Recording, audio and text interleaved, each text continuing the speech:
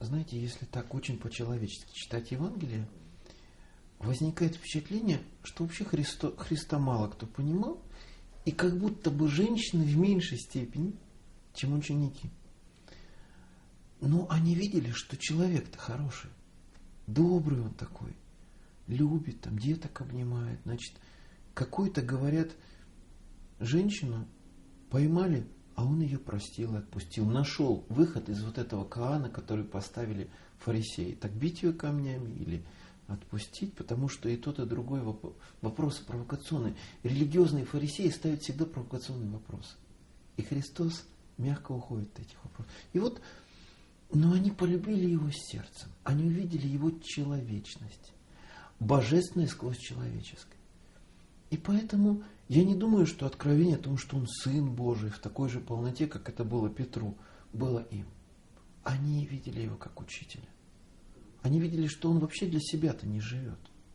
Он учит людей, кормит, исцеляет, даже семьи не завел. Вот живет для других, служит, все отдает, и какие-то слова еще о Боге все-таки долетают. Причем и то на уровне притч понятнее это, чем какие-то богословские абстракции, которые там вот в Евангелии от Иоанна, в особенности такие: «Я в Отце, Отец во мне». Женскому уму очень трудно понять, что это за такие истории. Но что любит и что по правде живет, и настоящий. И вот они идут и хотят, что такое плакать? Это отреагировать боль, утраты. Это раненые чувства.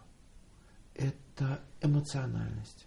Женская эмоциональность. Сколько о ней было сказано психологами. И он именно в ответ на их раненые чувства, на боль, утраты приходит прежде всего к ним. Он приходит прежде всего к тем, кто нуждается в утешении. Кому скорбно, кому плохо. Кто терзается душой. И говорит: все. Видите, я живой. И счастье пришло. И радость пришла. И они побежали. И рассказали всем остальным. Но то, как они рассказали, сомнений не возникало. То ли им с горя что-то привиделось, то ли нужно идти и быть очевидцами этого всего. Вот ученики, конечно же, мужчины более рассудительные, более дигитальные. Они рассуждали на эту тему. Воскрес, не воскрес, или там вот эти вопросы там Филиппа или Фомы там на Тайной вечере. Что-то они пытались понять. А эти просто верили. И сердцем любили. Есть, например, какой-то батюшка или священник, который живет в заброшенном селе, но искренне хороший служит Богу и молится за людей. И есть женщины, которые просто поеду туда, буду простой уборщицей, на клиросе буду петь, служить этому священнику и Христу в нем. И вот в этом храме. И таких тихих, посвятившихся служению Богу и людям женщин очень много было в истории церкви. Но вот мне очень нравится всегда, когда служение, когда служащий не заметен. Вот пришел, если человек через эго служит другим, он всегда заметен. Я убираю в храме, отойдите отсюда, не мешайте, Или я молюсь. Чих, не мешайте мне молиться. А служащий, он всегда не заметен. То есть всегда чисто. Если человек пришел что-то убрать, он сделает так, что не будет заметно его. Что процесс не очевиден. Вот, к сожалению, много людей, которые служат Богу. Но так мало людей, которые могут это делать незаметно. Чтобы не делать на этом себе чего-то, каких-то дивидендов, не самореализовываться через это. Потому что служение – это отдача без самореализации. Это просто отдаешь, и тебя нет. Есть только то, что ты привнес, и сразу же уходишь в тень. Вот очень важно, чтобы нам именно такими быть служить. Мне кажется, чему можно научиться у Богородицы, это каждая мама. Это на каком-то этапе просто понять, что сын или дочь не принадлежит ей. Халиль Джибран об этом говорит хорошо, что ваши дети – это не ваши дети, они принадлежат Богу, они принадлежат сами себе.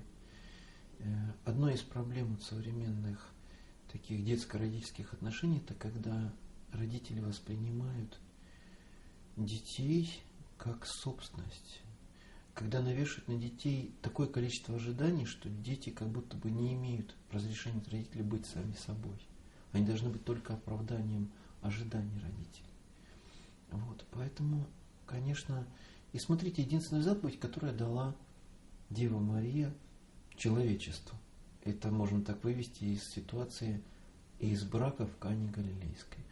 А заповедь очень простая. Чего Он скажет вам, то и сделайте. И точно так и здесь. Если есть люди, которые... Вот у меня была одна прихожанка, говорит: знаете, батюшка, я к Иисусу Христу не обращаюсь, не молюсь. Он очень строгий. В Богородице меня как женщина поймет. И я ей такой, знаете, вот в ответ такой каан задал. Неужели вы думаете, что Богородица более любящая, чем Бог? Иногда вот эта трансформация происходит у многих людей в сознании, что как будто бы именно Богородица контролирует ситуацию на небесах. Как будто бы Бог гневается и думает: вот гады, сейчас уничтожу, грешник недостоин.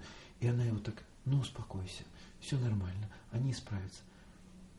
Я верю в силу молитвы Богородицы, но я верю в то, что Бог и есть любовь по своему существу. Я верю, что больше любви, чем ту любовь, которую явил Иисус Христос, воплотившийся Бог на кресте, нет и быть не может.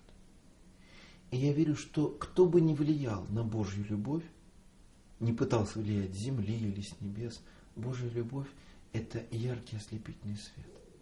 Любая человеческая любовь, какая бы ни была духовная, это только отраженный свет. Вот.